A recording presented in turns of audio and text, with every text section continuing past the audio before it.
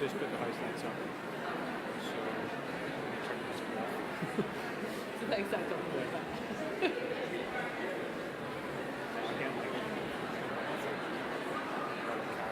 I know. Should be alright.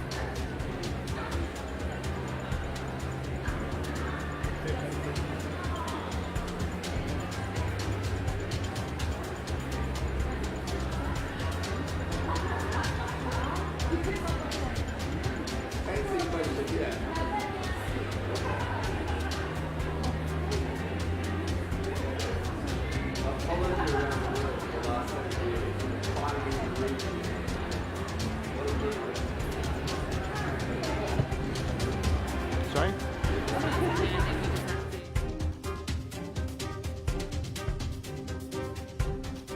Okay, welcome back everybody. We're about to move on to our next open plenary. But I hope you guys had the chance to stretch your legs, get some coffee, maybe take some photos. I'm not too sure. I'm just going to give you an update on my scavenger hunt. So I don't know if you can see here, it should be on the screen any moment. There's me in the electrifying cart and with my Belu branded reusable water bottle. So please, some lady just came and grabbed a selfie with me, so I'm not too sure what the levels of this are, but please let me out of here without too many selfies. But yeah, there's prizes for the top 5, so this lady in the front is very keen. I think she's in the lead unofficially. She's already number 5, 6, so there are 5 people ahead of her, and you all know who you are. We're also quite lucky today to be able to announce something really, really special. We've got the launch of the Social Enterprise World Forum TV, and here's a little video to show you what it's all about.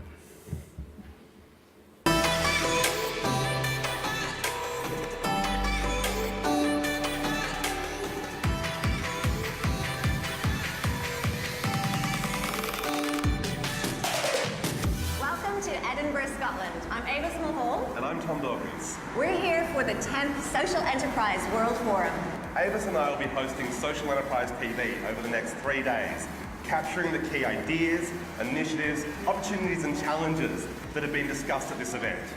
But we need your help to make it happen. Send us all your burning questions of everything you've always wanted to know about what's happening in social enterprise and beyond. We want to know what you want to know. Send them to us using the hashtag SEWFTV. We'll be seeing you online.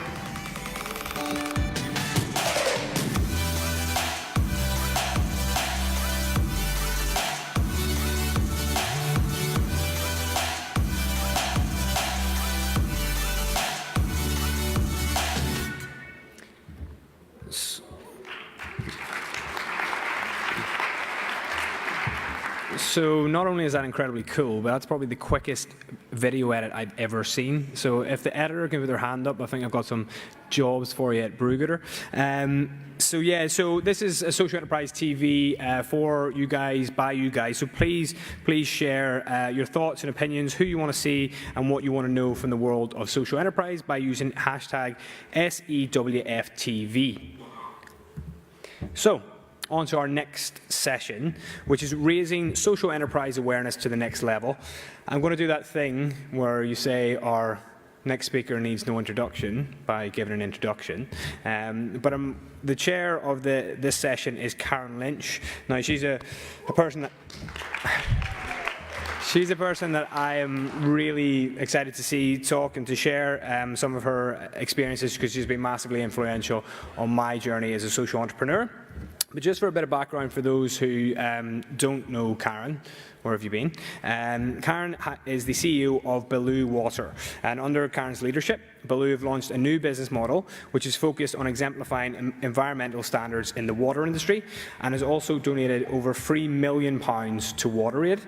Belu are the 2017 Queen's Awards winners in sustainable development, and not only that, but she's also helped Belu achieve 100% carbon neutrality. It's my honour to hand over to Karen.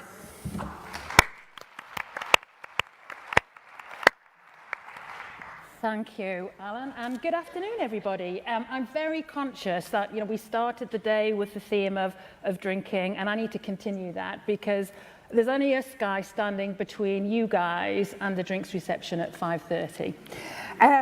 So let's bear that one in mind and make sure we run to time. If any of my wonderful panel here are going on a bit, just holler and we'll speed up a bit more. So the next session is kind of a bit of an obvious one. It's about how do we raise awareness of social enterprise to the next level? Because we want everybody to know about social enterprise, don't we? Yes. Yeah, we do.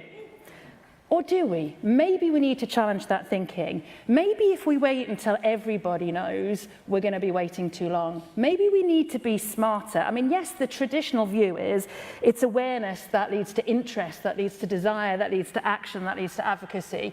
But we're not like other business communities, are we? We don't think in the same way. We're more innovative than that. We do things differently. But anyway, whatever your position, whether you think we want everyone to know or whether that's an unhelpful distraction, I guess today we hope that we've all got something to contribute because today is about learning through each other's experiences. And we've got a mix on our wonderful panel today. I'll introduce as we call, oh, went really loud there, sorry. I'll introduce as I call each of the panelists to present their slides. Each one does have a few slides in about 8 minutes. The idea here is we're going to share experiences and some opinions and some learning. And then we've got 30 minutes of questions afterwards, which we're going to make interactive. So just a reminder, you can post your questions at any time when it pops into your mind on the app. Go to the session, click through. There's a piece on there that says, ask your question. It'll be really, really helpful for me when I'm trying to moderate this later, if you could actually say who your question's for, or if it's for anyone. Just say anyone, or indeed everyone. So the second thing I wanted to say before we get going is a little bit about me at Belu and a little bit about Social Enterprise UK, because we have a truly global panel here today. New Zealand, Sri Lanka, Canada, and Taiwan. Amazing. A few cheers for those. So let's just take a couple of minutes to start with a UK perspective. As Alan said, my role at Belu over the last 9 years, where does that go, was about could we build a brand that through simply being built on values, ethics, better standards, could be successful, could make a profit and compete with global businesses like San Pellegrino and global brands like Evian. And I think for me it's a really interesting debate about are we really going to crack this unless together we develop a global brand which currently sits within the names of social enterprise or bisocial. And so thinking about my role on, with Social Enterprise UK, I think the concept of bisocial is one which I still feel is early days, but really, really inspiring. So for any of you who aren't familiar with bisocial, and I hope most of you are, yeah? So bisocial began as very much an activist campaign. Let's not wait until everyone's aware. Let's drive and make action happen. Let's create a market and let's do it under the branding of bisocial. That began in 2012, and 6 years on, Social Enterprise UK would celebrate launching that initially to its own members to support each other. And we'd acknowledge today that that's still difficult. Sometimes it's harder to do business with each other than it is just to quickly go onto amazon.co.uk or amazon.com and get it delivered tomorrow. Sometimes it's harder to make better choices. We've also launched on what I would call a business-to-business model. So the social enterprise, the Bisocial Corporate Challenge, that was about really targeted efforts of getting pro-social enterprise corporates to come together. And after 2 years, and 6 years from the start of Bisocial, but 2 years of the launch of the corporate challenge, can actually account for £45 million worth of transactions, so a different way of looking at that. But I guess most importantly, given where I started, trying to get us to think about how do we think global in this world of global economy, in this world of global brands, in this fast-moving world that we live in, how do we work together collaboratively to drive change? 6 years on, we're now active in 4 markets in, let me get this correct, in Jamaica, in Australia, in Italy and in Canada. So I'm delighted with David, we're going to hear about Canada later on this afternoon. But lots more markets in discussion. So if any of you are representing countries interested and working with Bisocial, of course, get in touch with us at Social Enterprise UK. That's all all from me. Without further ado, I'm going to introduce you to our first speaker. Got my wrong notes. Amanda, you were nearly on first there. Very sorry. So up first, the wonderful Karen Yu. Karen is from Taiwan. Whoa. Now, as you all know, there's a very large contingent from Taiwan here this year, and you're all very welcome. What we want to hear about is this is a relatively new social enterprise market developing a social enterprise movement there, and we want to hear about how you are getting the attention of the general public and business, and how you're learning from all of the mistakes the rest of us have made. Thank you. Okay. Allow me to stand up. Good afternoon, everyone. I guess most of you find that there are many Karens today. I'm Karen, Taiwan legislator with a social entrepreneur's background. I remember 12 years ago, I established the first fair trade coffee company in Taiwan. And I'm lucky, and fortunately, my business goes very well. So my company went to IPO in 2013. And our government in 2014 started to implement the very first social enterprise action plan. And I remember that year, I participated in the SEWF in Seoul. So I was inspired by SEWF. And I remember during that conference, that forum, I quickly grabbed the idea of ecosystem for social enterprise.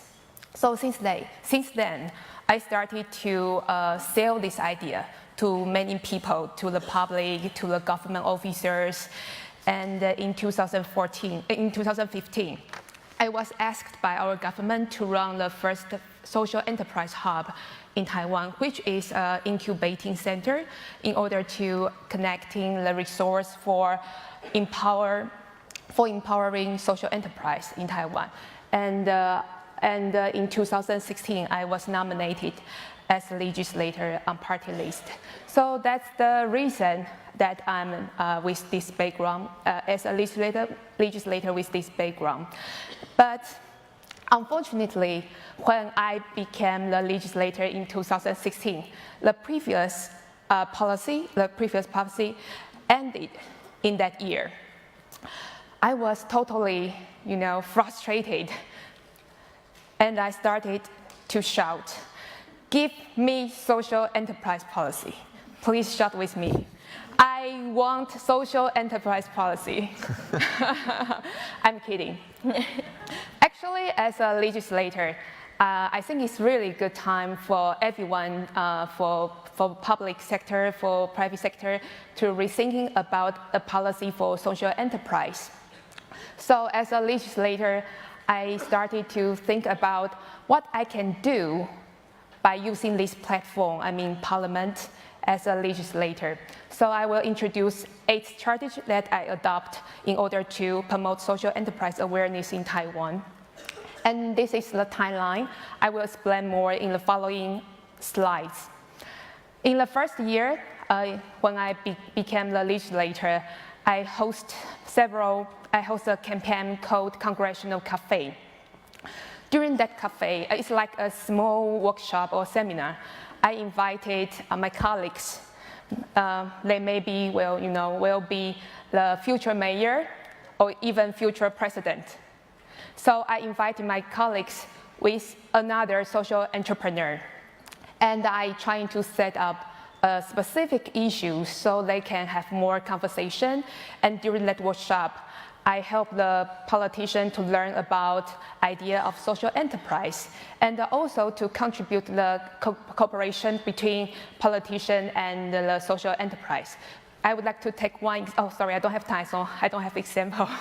And the other thing is that because I think it's very important to be inspired by SEWF. So in 2016, because there is no policy consistency, so I have to recall the support from government to subsidize our social enterprise to participate SEWF in Hong Kong. So like you know that this year we have 72 members from Taiwan to participate SEWF in Edinburgh as well. And also, I propose, in addition, I propose a policy. I propose a law called Social Enterprise Promotional Act, because I got the concept from SEWF about ecosystem for social enterprise. So I want to create a certain bill act to fulfill the need of social enterprise. So this bill including public procurement, talent cultivating, and strengthen mediators and so on.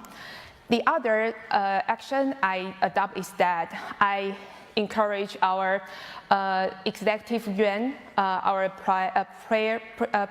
premier Lai, to establish upgrade social enterprise, a social innovation center, in order to generate more social innovation ideas and encourage more social entrepreneurs in order to achieve the sustainable development goals, and also to connect resource for change makers.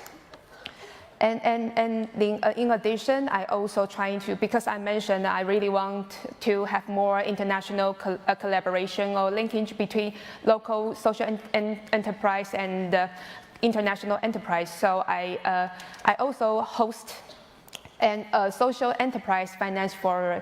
Actually, today I find several friends in this forum as well, Elena, Tristan, and because I invite them to Taiwan to give a talk about how financial tools can be innovated in order to make social entrepreneurs' life easier, and to create more tools for social enterprise to access financial service.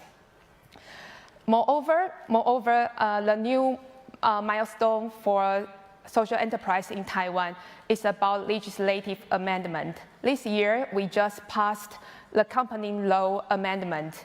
This is very, very important progress in Taiwan, because right now, if you are a corporation, you can pursue your social benefit instead of only making profit. Moreover, if you want to ensure your social mission, you can disclose your social mission in your corporate chapter, and you can also lock your social mission to state your social mission in your corporate chapter as well. So, which means that we provide more tools, more options for social entrepreneurs to establish their corporations in Taiwan. And I don't think that it's enough for me. I mean, because we have previous policy plans to promote social enterprise, but I find that the resources are very fragmented. So, as a Parliament member, I try to use our platform in order to connect different agencies or resources in order to, reinvest in our social enterprise or to generate more social innovation ideas. Moreover, I think that the social enterprise movement in Taiwan is dynamic. So when there is something new, I find that we have to amend more regulation. So I think it's really good a platform for legislator, for parliament to participate as important figures in order to help the social enterprise in Taiwan as well. And the last one is the policy implementation. Without the help from our minister, our digital minister, Andrew Tang, who is sit there, without her help, it's very difficult to integrate the resource from different sectors in Taiwan government. So this year, we just passed the new Social Innovation Action Act. So you can see I compare with the old one and the new one. We're trying to expanding the awareness of social enterprise, and we're trying to put more budget on cultivating talents, and also we're trying to connect more resource for social enterprise in order to improve the environment and to make a sound environment for social enterprise. So finally, thank you for your attention, and I hope that if you have time, you can visit Taiwan. I will bring you to experience our social enterprise power. Thank you very much.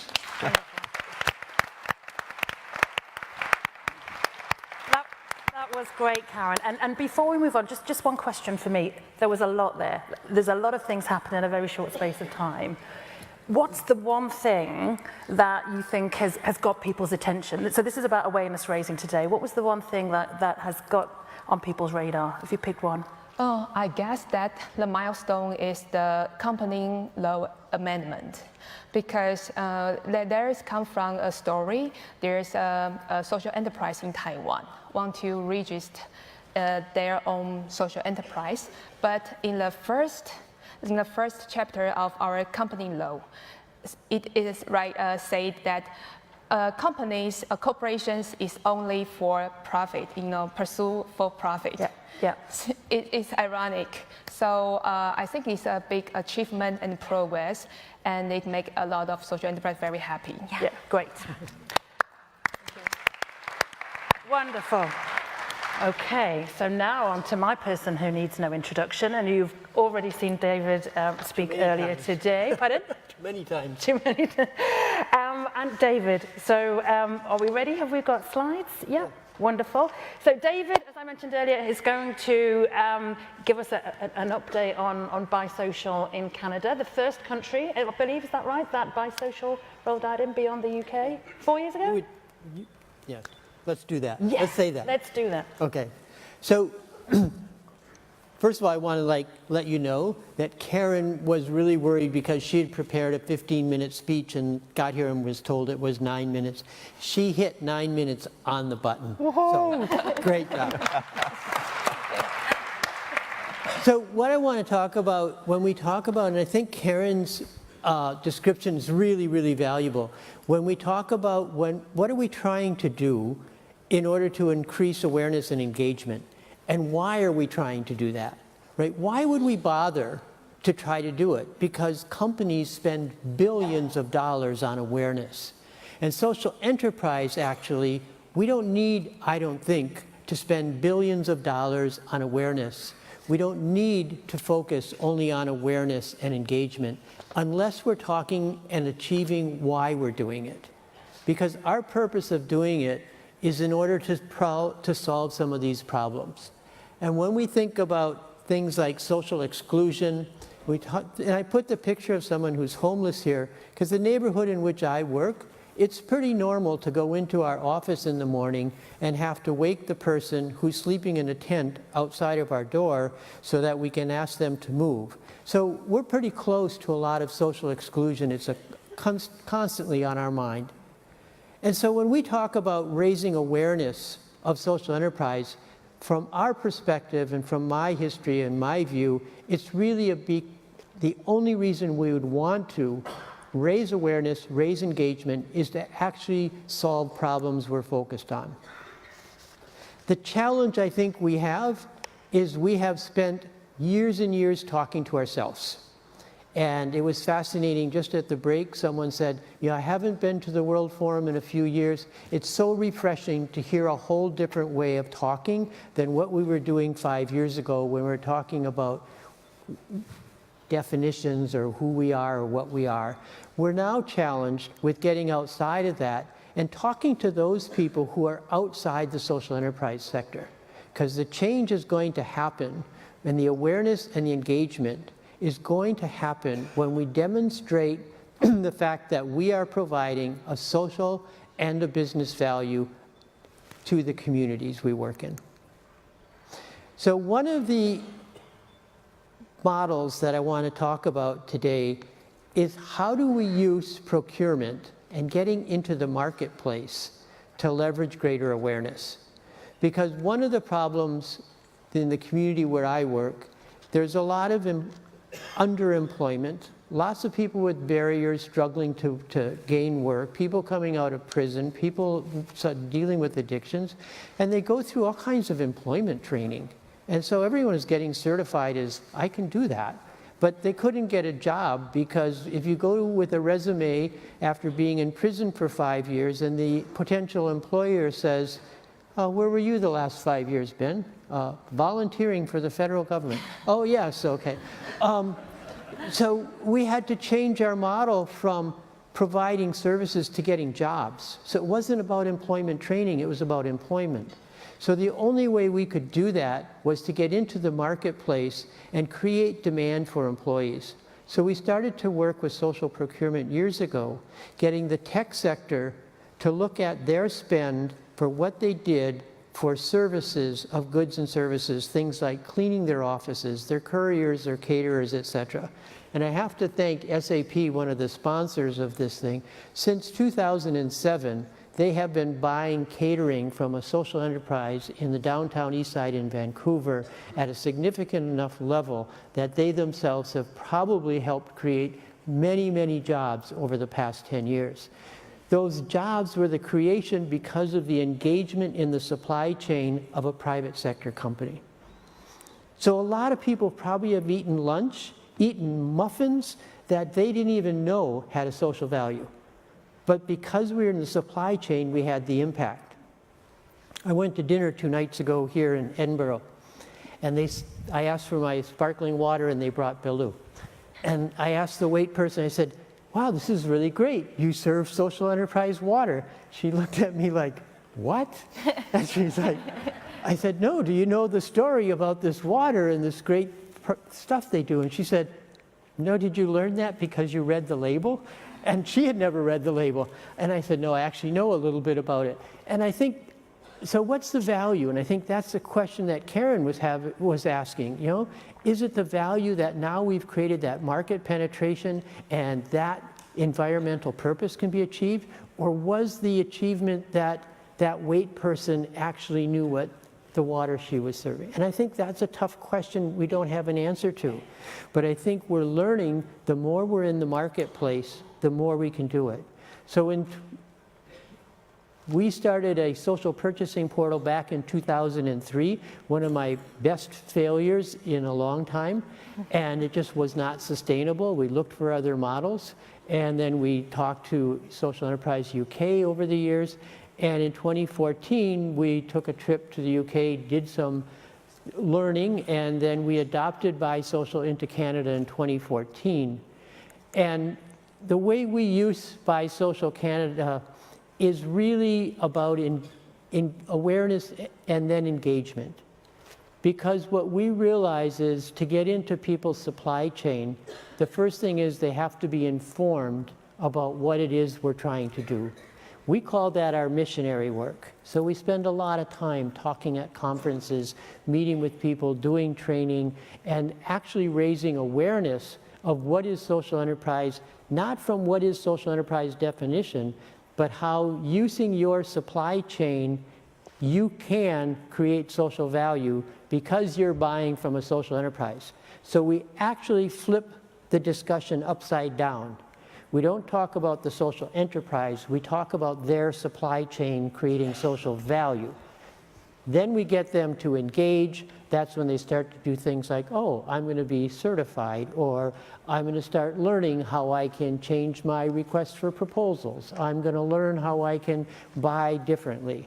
And that's where we get into the transaction phase, where we actually start to see some policy changes.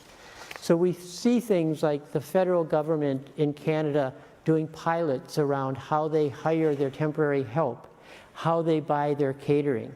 We see municipalities looking at their sustainability models, which have been about environment. All of a sudden, what about social as well? So those policy changes start to happen.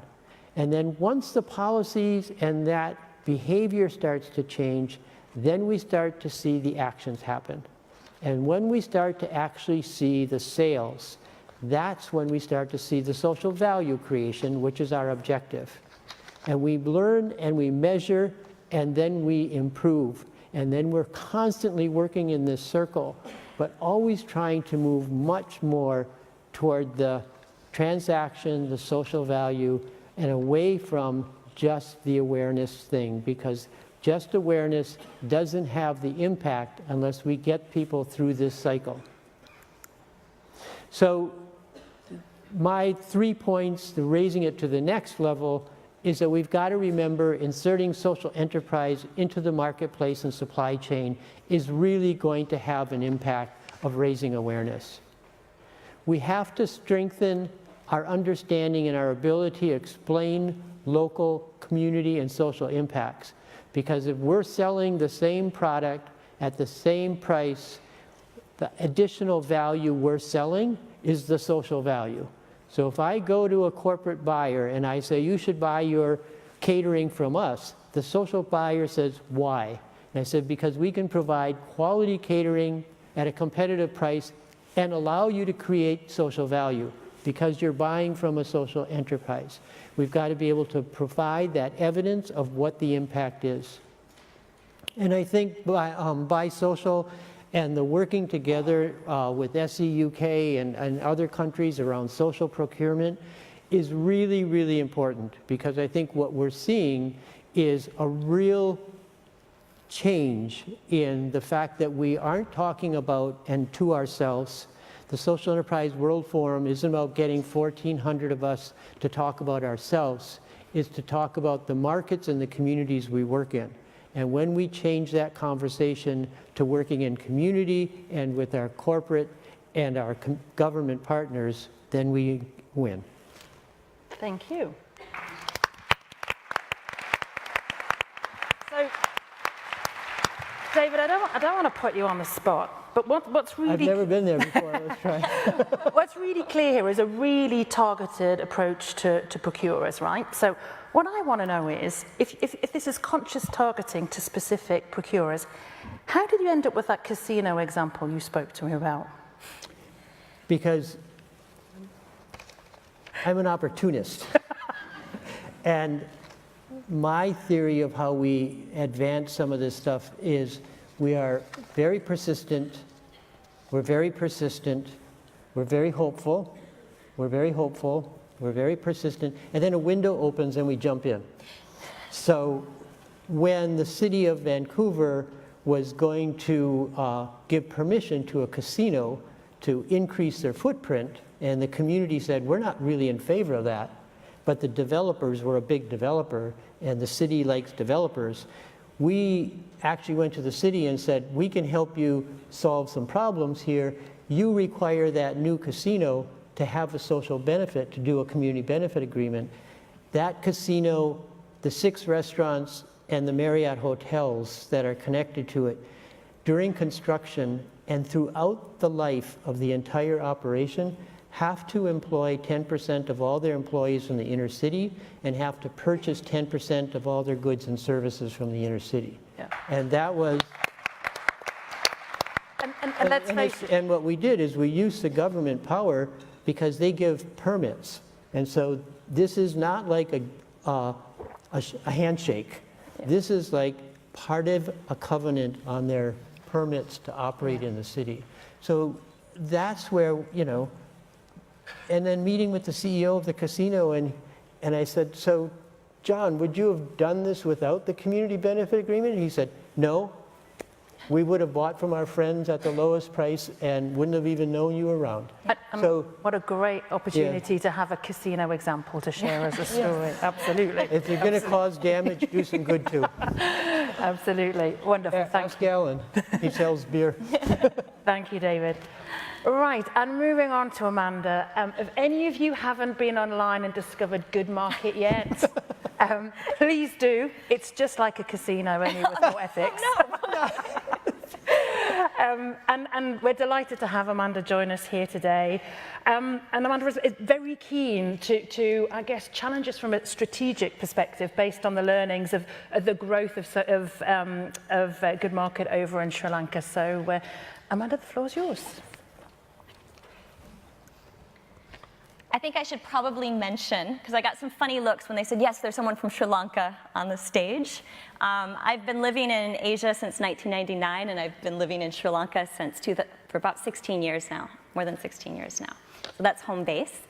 I really want to talk about the raising awareness part, but I'm going to give a little background on Good Market, just so you have some context. Good Market was started in 2012.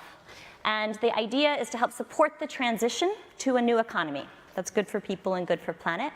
And really it's about all of us making it easier for us to find and connect and exchange with each other, social enterprises and responsible businesses. So just a few quick things about it. It's set up, and I think I also just want to say, when I'm talking about finding and connecting, it's about individuals and enterprises, right? So if we're doing this kind of work, we want to make choices that match our values. So as individuals, maybe we want to make sure our food and our shoes and the hotel we stay in matches. And as enterprises, it's even more important. We want to make sure our suppliers, our financial service providers get it. It's so much easier if the person you're working with on design or accounting understands this kind of work and is also a social enterprise. So it operates as a not-for-profit social enterprise, which means all the revenue has been reinvested. And it's also been, and this has been very challenging, self-financing from day one. Hasn't received any outside grants or funding, which has been difficult. It started with a physical marketplace before there was an online marketplace, which has been very helpful. I started with 33 enterprises, and there are now more than 700 that are involved. So it focuses on two things. It's curation and connection. Right? So for curation, that means everyone that's on the site goes through an application and review process, and they have to meet minimum standards. There's minimum standards for every sector of the economy, so from renewable energy to financial service providers to agriculture to everything. And there's a dynamic application form, so if you're doing, for example, food, you don't have to answer questions that aren't related to you. There's also a crowdsourced monitoring system, which is a fun aspect I'd love to talk about later. And then on the connection side, part of it is by design, right? We're wanting to make it easier to cross sectors, across scale. And I think another really key part is across languages. Because to be honest, what we have in this room is amazing, but this is the tip of the iceberg. Everyone here is able to communicate in English. And all over the world, there are these initiatives popping up. Some of them don't use the word social enterprise, but they're doing the same work. And we can't see them yet. So we want to help make those groups more visible. So the site's set up so that it has, at the moment, on the site, there's English, Sinhala, and Tamil, 3 languages in Sri Lanka.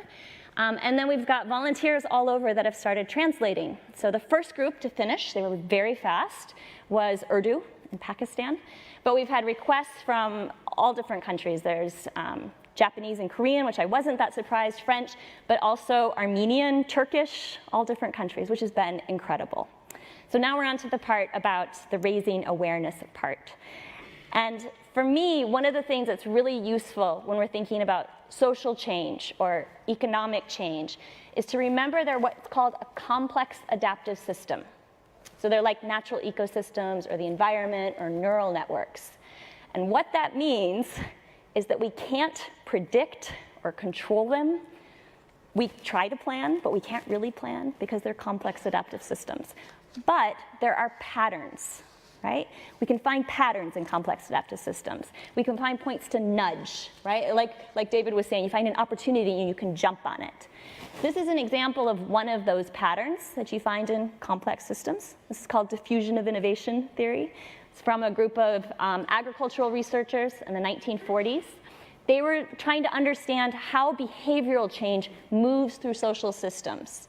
This was about corn, people picking up new varieties of corn. But they've later found that this actually applies to almost every type of social change, right?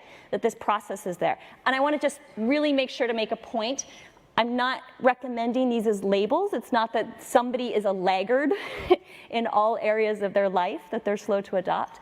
This is actually different for every type of behavior change. So you might be an innovator or an early adopter when it comes to taking a reusable bag to the supermarket, but maybe you're a laggard on smartphones, right? So we have different areas of our life, we take kind of different roles. So this has been really useful as we're kind of trying to be strategic and be efficient with our time and very, very limited resources and thinking about how we raise awareness and drive social change. And I'm just going to give 3 examples. One is about highlighting innovators and early adopters. Because we get a tendency, we're like, okay, now we're going to reach the majority. We don't want to forget about who our first customers were, who our early adopters, who that core community is. And it's really important that they're recognized and that they're examples and that there's a sense of identity and community. And I think this forum is such a great example of that. It helps us feel kind of connected together. I had another really good example of that at one of the first Good Market events. This is way back at the beginning. And there was one of the innovators, so not even an early adopter, innovator in the organic space in Sri Lanka was there. And I just saw him kind of walking around and smiling, shaking his head a little bit at this event. And I went up to him and he's like, you know, for 35 years, I've been crazy on my own. I've been crazy alone. He's like, it's so much better to be crazy together, right? Just the feeling of all of us being connected. So that's a huge part of what Good Market does. It's helping to make it easier for all of us in this space to be able to find each other, to make it more visible, more recognized. The second one is about using simple and inclusive language, right? There's certain words we can use when we talk to each other as early adopters, innovators. Things that is very precise language. So circular economy or sustainable development goals. We just say SDGs, or we talk about regenerative agriculture and things like that. And it's valuable for this community because it's precise language. But it can be a big barrier when you're trying to go beyond that. And I think that's really important to keep in mind. Even the term social enterprise, right? What we really want to get out is the concept, right? No matter what the language is. That's a big reason for the name for Good Market, particularly because we were working in areas where the term social enterprise isn't recognized, and we had lots of languages that we're dealing with. So that the idea of it being good for people, good for planet, it's easy to translate. It was something that worked in a lot of different contexts. And I just also want to mention about when you're in a community that's multilingual, when there's a big immigrant population. I've been really impressed by the New Zealand community of all the translation and making sure it reaches everybody. That's been really great to see. And the final one is about celebrating the process. And this actually has two parts. The first is learning from other social movements that have been successful in the past. When you're going after a ridiculously big goal like all of us are, like if you're trying to stop racism or you're trying to change the global economy, it's so important to make sure that we're pausing along the way to kind of recognize the little tiny steps that we make all the time, you know, as we're moving forward. The second part, and this is what helps get us into the really reaching the majority, is more about tone, right? It's about having fun. It's about celebrating. Because a lot of times when we talk raising awareness, we're talking about awareness about social and environmental problems, and that can be really overwhelming. Fear is immobilizing. It feels like it's too big, we can't do anything about it. But if we bring in all the amazing things that make us human, the music, the great food, the community, getting together, art, poetry, all of that, it makes it a lot more fun and it's a lot easier to get other people involved. So I'm going to stop there. I'm going to stop and leave this up for just a second because, as I said, we've been testing this in Sri Lanka, but we have innovators and early adopters around the world that have already signed up with people from a lot of different communities. And they're the ones that are shaping the direction of this, and it would be great to have you involved. Thank you.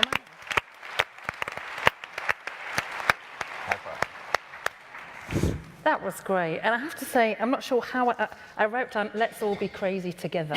You know, who else wrote that down? I just felt the urge to do it. But what I concluded from that actually is maybe sometimes you make it a fight when we need to make it a party. Yes. And on that note, so through all of that experience you've had, if you had to pick one of those great parties, one of those great breakthrough moments, which one would you like to highlight for us to remember? Oh. Gosh, that's a hard thing to say. Oh, I guess I'm trying to, you know, the celebration thing, it's the thing that really hit home for me. Yeah. What was the last big thing you celebrated? Oh, well, we have weekly events, so there is a celebration going on all the time. That's within the Sri Lankan context, but we have friends in other countries and we also learn from them and exchange from them. I think the big part is, I think the first phase of this movement that we're all a part of was talking about what's wrong. And I feel like people were anti-globalization, anti-this, anti-that. And I feel what's different with social enterprise is we're talking about a positive vision of what we're trying to move towards. And that's a lot easier to mobilize people around. So kind of keeping it focused on that. Yeah. And really positive, I get that. Wonderful. Well, now we're going to move on to Ben. Now, Ben was from New Zealand. I was. Now from the UK, actually. I missed that earlier when I said we were I starting was with from the UK first, though, so Oh, hey. Location neutral. yes. If any of you have met Ben before, then you'll know what he's going to talk about. He's going to talk about conscious consumers. If you haven't met Ben before, then today will be new. But Ben's going to talk about conscious consumers in New Zealand and about something else, I think, with regards to the UK. So go on, Ben. The floor is yours. Thank you, thank you. Thanks, Karen. It's great to be here. I've been at the Social Enterprise World Forum a couple of times, speaking in New Zealand and in Hong Kong. And yeah, coming up on the train to Edinburgh today, I was just feeling really excited. It's like 10 years since the event was here, and to me it feels like the real home of social enterprise, and I am a massive fan of this idea in terms of one that's going to transform the world. And I guess I have always really wanted to change the world. It started probably 20 years ago when I owned my first business, which was a cafe. And the cafe was all about trying to promote sort of good practices. So we paid a living wage, we let people bring their own cups, and we thought about our procurement as a business. That was, 1999. And in 2001, I decided to set up a music festival. You'll be happy to know, it was a big party. We did that, and the festival was all around promoting sustainable development, zero waste, permaculture, and organics. So the festival was about trying to raise this awareness and trying to sort of get these issues into people's mindsets. And at that festival, sort of after a few years of doing it, I was like, grassroots is great and it helps make change, but I decided that it was time to go back to uni, finished a master's in economics, and go and work at the Treasury. And I thought, the government maybe is the place to try and create change. And at the government, I worked on international climate change policy, welfare reforms, and started developing a framework for how we should measure progress in society, which I'm really glad the current government in New Zealand has just taken on board as the way that they want to lead the world around measuring progress. So success in terms of getting things in people's mindsets. But still, I just think the change wasn't happening fast enough. So around 2009, I decided to negotiate a deal where I worked 4 days a week at Treasury and a day a week on conscious consumers with my co-founder, Melissa. And we did that voluntary, sort of started off basically, you'd walk down the street, and this whole session's around raising awareness. And what we did to conscious consumers initially was raised awareness by putting stickers on the windows of cafes. So as you walked past a cafe, it would say to you, we pay a living wage, or we're buying local food. So it helped you as a consumer know about those cafes. So that was 2009, and over the last sort of few years, we've grown the business up. We've raised millions of dollars of funding and a pretty successful social enterprise in New Zealand. And I'm really proud. I want to thank all the people that have helped us get to where we've got to now. But today, I want to introduce something new. And I couldn't think of a better place than in front of people like you with the purpose behind social enterprise to talk about it. So we're launching out of New Zealand. I'm here in the UK to launch in the UK under a new brand. And that brand is Kogo. And the idea behind Kogo is it's a platform with a simple mission, which is to connect consumers and businesses for the good of people and the planet. You're the sort of person that's making animal welfare, giving back to your community, and going plastic free. You want to put your money where your mouth is, but it's not always easy to make sustainable choices. How can you ensure every pound goes towards something you believe in? Kogo is a platform that connects you with businesses that share your values, so that together you can shape the world you want. It's free to sign up. Just select your values, link your payment cards, and find businesses nearby that are taking positive action on the issues that matter to you. Track your good spending. Every pound sends businesses a powerful message of what you care about. The impact of your good spending can then be seen in the positive changes businesses are making on both the individual and collective scale. You have the power to choose your world. Kogo, connecting people like you with businesses that care. Join the movement. Add your voice. Change the world.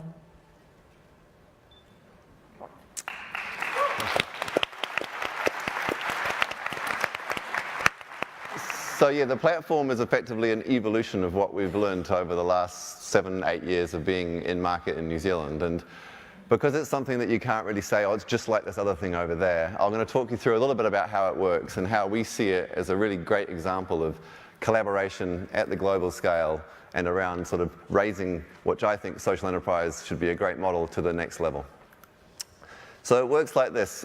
As you heard, as a consumer, I guess David raised it before, and as an economist I can tell you, you aren't going to change the world unless we can change business behaviors. And businesses respond. I'd wish the world was full of people like you guys in social enterprise that do it just because you know it's the right thing to do.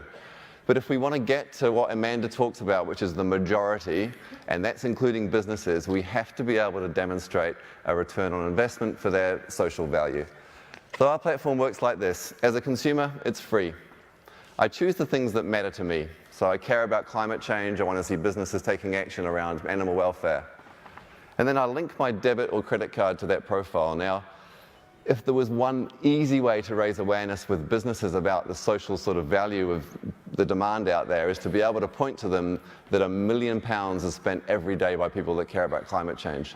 So our platform does this by letting you as a consumer link your values onto every debit credit card. So who has a debit card in this audience? Yeah? Exactly, right?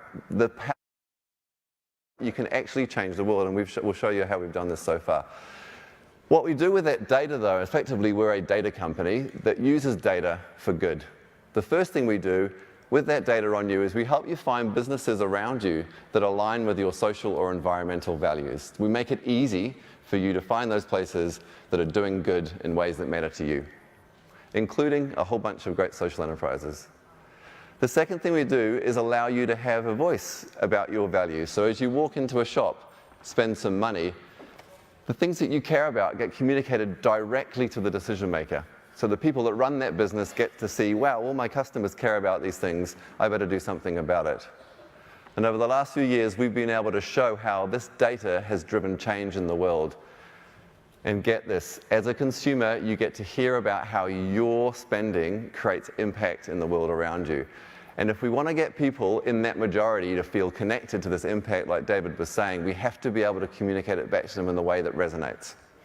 For businesses, again, we've got to create information that's useful and informs business decision making. So our platform gives businesses insights on the things that you as consumers care about. In economics, we call it a missing market. Climate change is a classic one. How many times do you go and buy stuff from supermarkets, actually buy stuff almost anywhere, you care about the climate. Do they have any idea that you care about the climate? They don't. Our platform in the last few years has been able to show businesses that climate change is a significant, important issue for their customers. Millions of dollars are spent by people that care about climate. So our platform gives these insights to businesses upon what they should do. We then have an accreditation program where they have to go through and prove that they're doing things around their sustainability and ethics. We then allow them to reach people who care about the stuff that they're doing. So as a business, we make the impact that they're doing impactful in terms of new customers and reaching people that care about that stuff. But the absolute game changer, which we've been able to prove, is that businesses that do good see more customers. I met Rob Cameron a few years ago, who ran Fairtrade International, and he said to me a couple of years ago, you are creating the holy grail for business change. And I think with the data we've created so far, and with the movement we plan to grow globally, we will provide the demand for change in business, and that's what we're really about. And businesses also respond to emotive things. They are people. And they say themselves, I don't know how much impact I can make. But together, as a community, we can make significant change. Here's some examples around the impact we've had. Thousands of tons of waste diverted, millions of items of packaging diverting from landfill. Now, this is just the start of what our businesses are creating. David mentioned it. We have to be able to measure impact. We have to be able to see the difference these businesses are making. And here's the impact that we've had. So this is the change that our platform's been able to create in terms of getting businesses to look at those the insights and actually change their behavior. We've got supermarkets delivering in electric vehicles. We've got restaurant chains going to free range after using caged chicken for years. And we've got one bar that decided that people cared about workers that shopped around their bar. So they moved to living wage and they saw a lift 2 times in spending in the consumers that cared about workers that shopped around them. So we've been able to prove that there's actually an impact. But ultimately, we've come a long way over the last 10 years, as I've said. And what we're really here to do is sort of take these connections that we've grown in New Zealand and bring them to the UK. You can look on the platform. I won't talk you through too much detail around who's on there, but I can tell you it ranges from the most ethical, sustainable restaurant chains right through to the best social enterprises you can find. Right now, it's just a taste for what sort of businesses we want. In 2 months, we're going to launch the app, which will have a whole bunch of businesses on there. And in the end, the growth that we've had through these sorts of businesses supporting us and partnerships like these is that we want to be able to take this purpose-driven business idea to the next level globally. So with support from organizations like this, we're actually taking this to the mainstream, to the majority of people. And finally, part of this, what we're building, is we're building a global community. And we haven't been able to do it in New Zealand without the support of organizations and without the support of people. And here's some faces. The whole thing about what we're about is about basically connecting people. So I've shown this photo about 3 days ago, and it's a photo of some of our businesses on the platform. And what it left me thinking was, put a smile on my face, and it made me think about hope. And I guess I see hope when I see businesses like these wanting to be purposeful. And our mission is in 5 years, we build hundreds of millions of users on this platform and businesses, and they'll look to the platform and they'll say, Elon Musk, thanks very much, you've done a great job, you're supporting stuff. The UN Sustainable Development Goals is great. But I have more hope in a technology platform like this to change the world than I hope in anything. And what that person, you and others will be doing is actually saying, I have hope in myself, in the people around me to change the world. So, quick call to action is to add your voice. Join this movement and let's change the world. Thank you.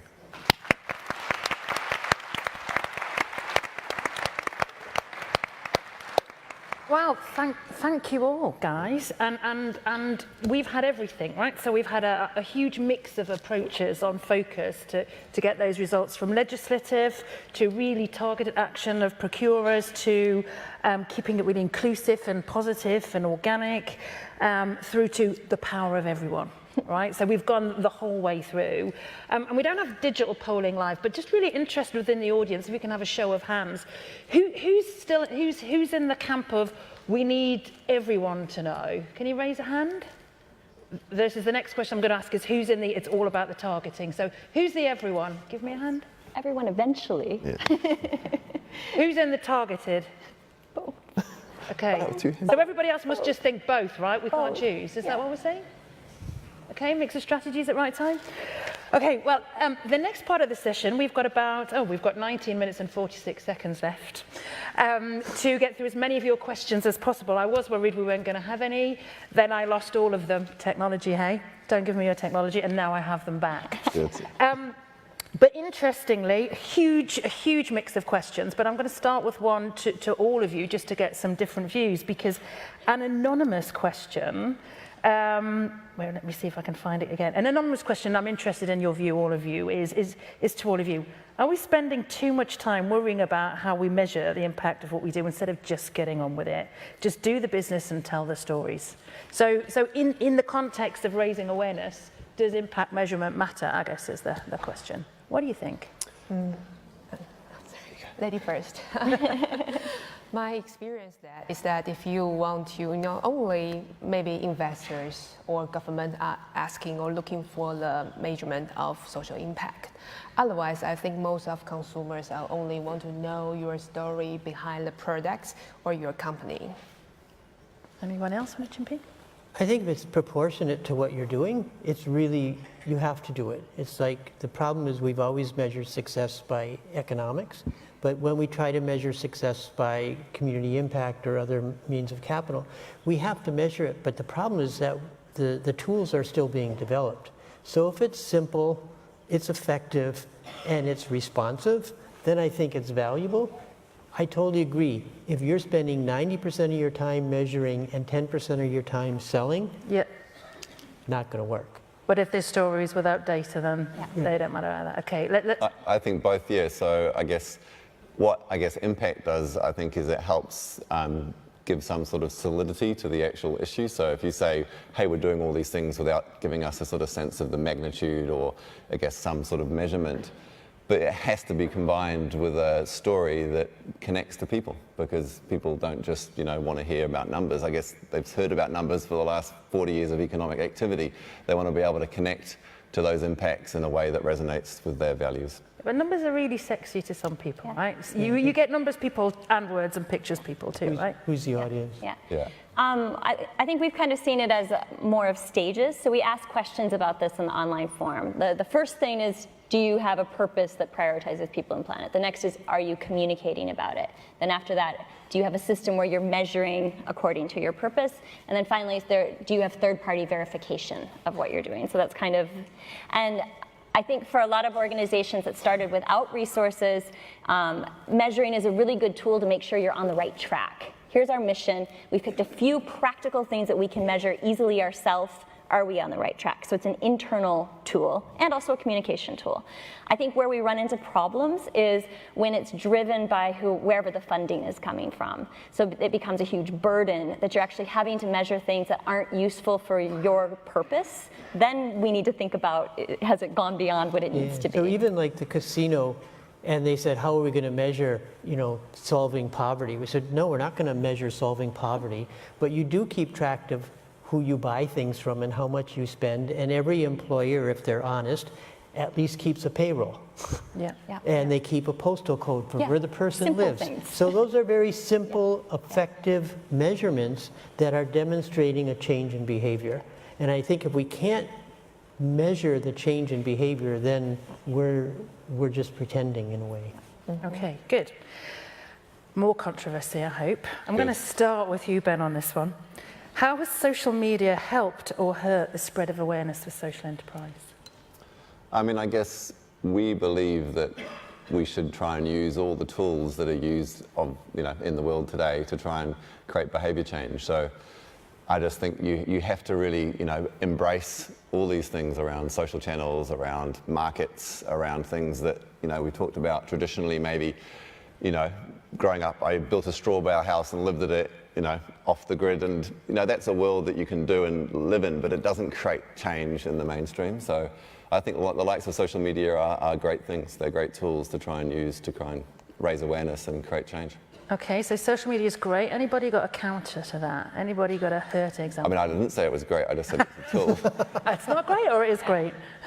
I won't go into the issues of just around social, but yeah.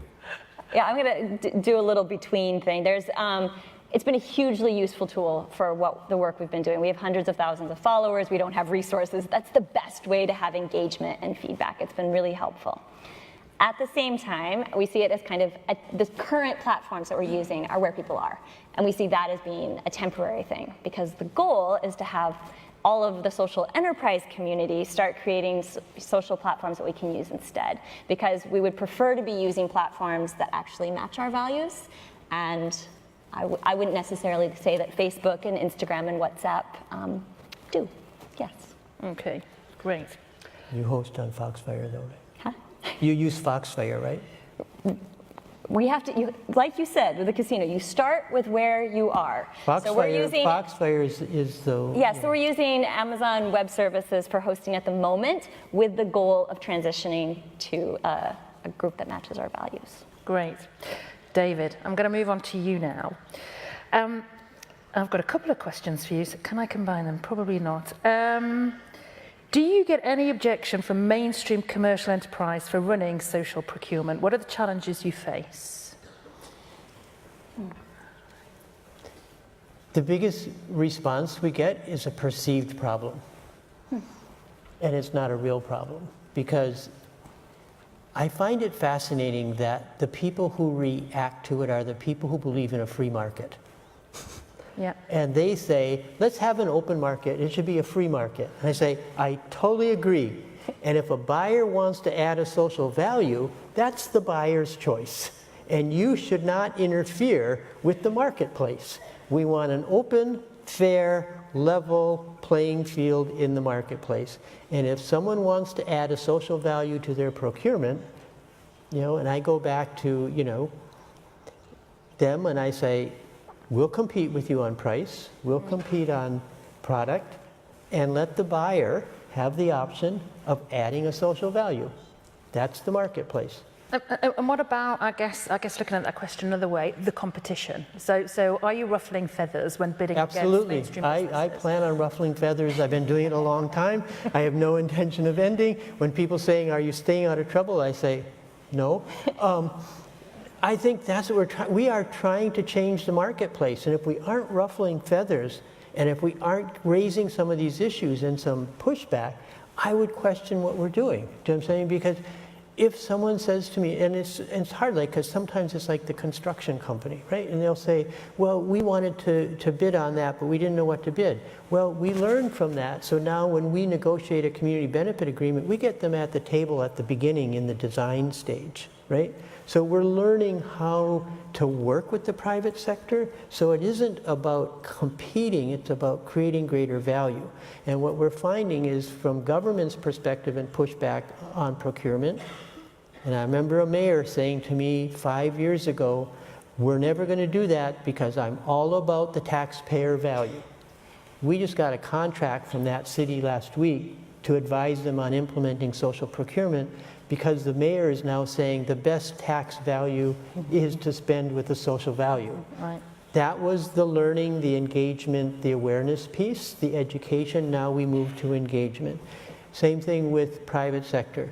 The pushback is, I gotta save money. Well, you want to save money, you want to spend money on CSR, you want to do charity. No, put it in your supply chain. It's much more effective. It's making it sound really easy, right? just like that. Yeah, commanded. Just like that. And on that note, Karen, so really simple question, this one. How did you manage to get government on board? What incentives that influenced them to support social enterprise?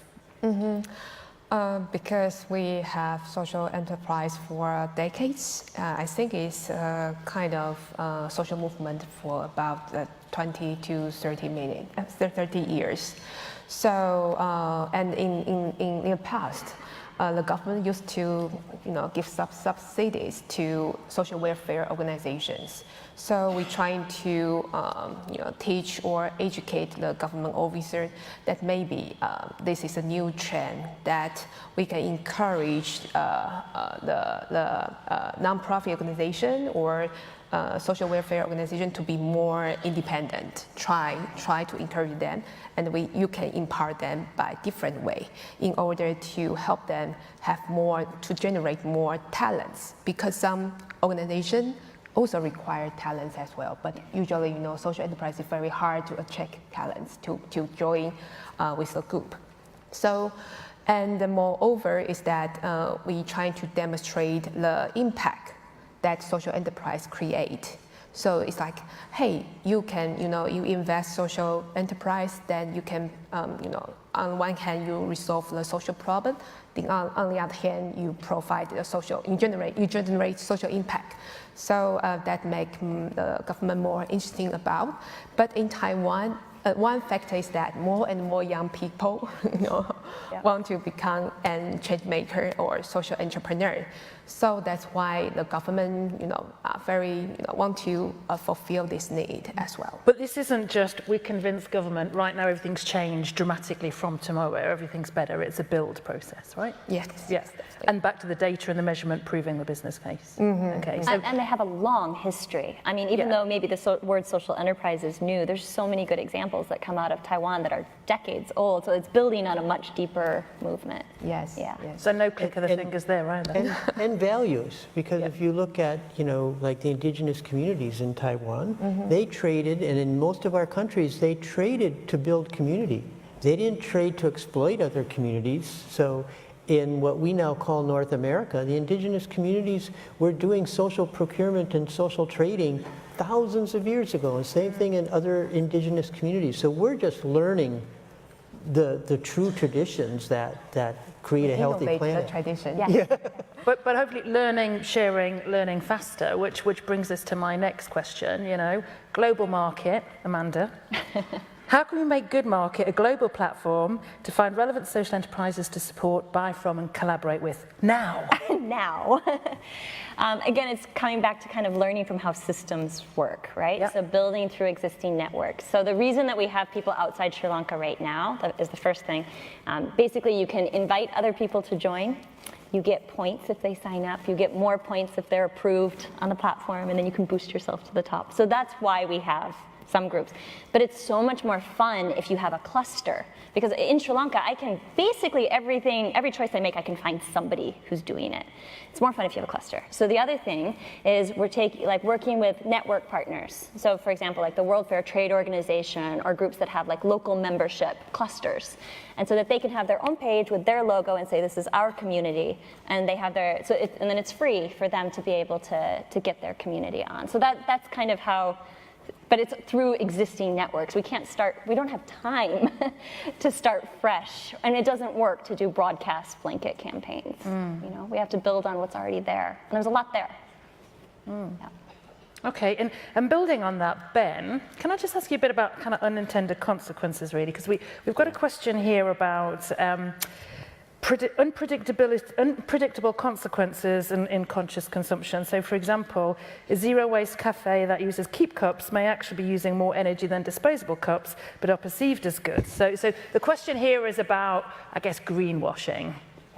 Sure, and I think someone raised it, or the question around, well, shouldn't we just tell stories and not think about impact? And I can tell you, unless you've got a holistic view, a life cycle view, a really sort of comprehensive view of impact, there's no point doing anything, because in the end, at Treasury we used to, millions of dollars were spent by government every week on things, and the questions we were asked at Treasury is this an additional improvement that was otherwise going to happen, or what are the unforeseen consequences? So I can tell you about carbon embedded, waste embedded, all the different products, and reusable water is one example of things. So it's really important that we raise awareness with people in not just a simple soundbite like, yes, take your own bags to the supermarket. If you're taking your own bags that have got 100 times more plastic in and you're only forgetting to take it and lose it every 2 weeks, that's not a good solution. So I think part of our platform and part of what we're trying to do is raise awareness around the real impact of consumption and not just give sort of simple, easy solutions. Yeah, because I guess I'm interested in the view on everybody on this one. Because another question we've got here is, do you think there's a need to make this all more sexy in order to get more generations, and particularly youngsters involved? Yes. Yeah, That was a yes. I think it is sexy. Yeah. I mean, from what What's I can not sexy see, about it? Yeah, from what I can see, the easiest people to talk to about this is young generations. School kids get it. University kids get it. And if we just put the attention there, I mean, it's a generational change. It's not fast enough, but it's sexy. So it is sexy, but are we all talking about it in the right way, I guess? Back to your point about simple language, but inclusive. Exactly. I don't know. Who's feeling sexy? Who's feeling sexy? Yeah, we've got one. Two. Louise, two. There's two of you. There you go. Maybe our face looks too serious. So we get this. But I think because this goes back to your question about, like the backlash from, competition, et cetera. I think we have to be careful that we're not just trying to make it like you should buy from us, we're a social enterprise. We've tried that. That's where you don't get it, because the first time someone gets catering because you're a social enterprise and the chicken's raw and the price is 30% more, they're going, not going to work. So I think we have to be really conscious that we're working in a very competitive marketplace. We're not selling stuff. If I go to get coffee, right, I always tell the crappy coffee story. You start a social enterprise, you sell coffee, I'm going to go try it. If I pay $2 for a cup of coffee and it's crappy coffee, I'm not coming back. Yeah. I'll donate the $2, get a tax credit, and go to your place and get unfair trade. Do you know what I'm saying? So we've got to realize we're working in a competitive market, so we can't just say, well, we're sexy or we're cool or we're social enterprise. I mean, Marty wrote an amazing article that we all still use, across Canada on marketing of social enterprise, right? We have to be really conscious that just raising awareness without following it with competing in the marketplace, we're going to fail, and then it's just going to be a fad. Yeah, I think there's starting to be a shift on that, because I think some of the first generation initiatives, it was story first, right? And sometimes the products maybe weren't that great of quality or things like that. But I feel like a lot of the enterprises that are coming up now and are really doing really well now, they're doing the product and service first. And the story is behind that. But what they're doing is right up there at the same level, plus. Right. Yeah. So are we saying the measurement, the data, the social impact is the reward post-purchase to bring them back again? Is that what we're saying? Can be both, but I think it just has to have good quality. You can't survive in business if you don't provide a competingly good quality product. Yeah. And that's what we want to be able to say is the businesses that on top of that give you some social or environmental return, that is an attractive proposition. I mean, that's what you're doing, right? Like, it's a good product. But I think the important thing is the blending. Yes. It's not this and that. Yeah. Right. You know what I'm saying? It's not a good product and something. Yeah. It is this and that. Yes. Not two different things. But to go back to that point earlier about celebrating the success and celebrating the purchase, celebrating the contract and the results of the contract. I mean, are there any examples, Karen, from you about the measurement, the impact, the success part, so the reward part? You mean success part and in... So in terms of great stories, so beyond because we often use the social story, the mission, the data to try and win the contract. But what about getting the next contract by celebrating the contract by this? Is that a focus in Taiwan? We're trying to build up now, and right now there are some non-profit organizations in Taiwan trying to try to do some disclosure work for social enterprise in order to to have some numbers to improve their work. Yeah. But we have to get more evidence that people will pay for that measurement. Yeah, absolutely. Yeah. Okay, great. Well, as I said earlier, there's only us standing between you guys and the drinks, and so just wanted to close with a couple of points. So now that you're back in the UK, Ben, you'll be aware of the pub test, right? So the pub test is when we go into our local place to have a drink, and whatever it is that you're talking about, everybody nods because they genuinely understand it, not because they haven't got a clue what you're going on about. So I guess we can all think about the pub test because we know when we've got there.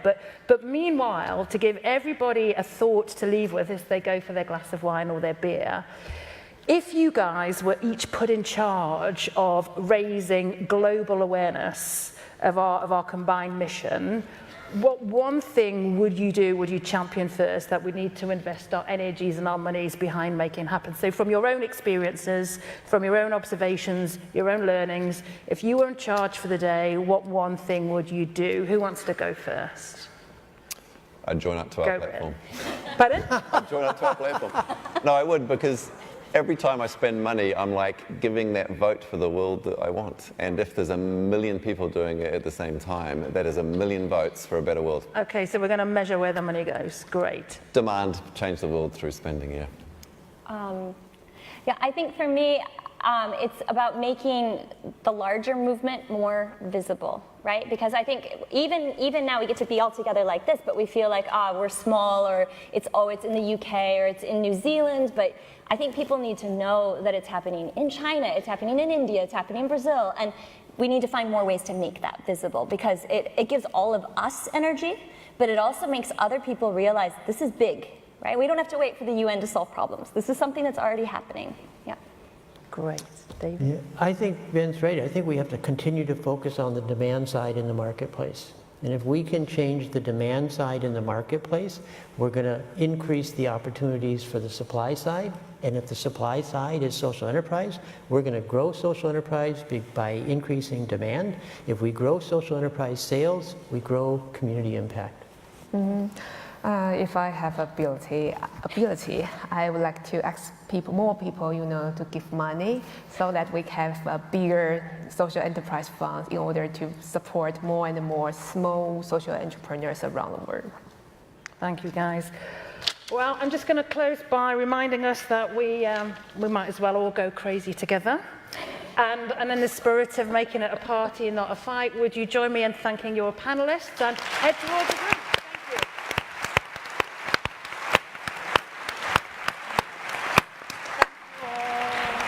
Thank you. So we didn't.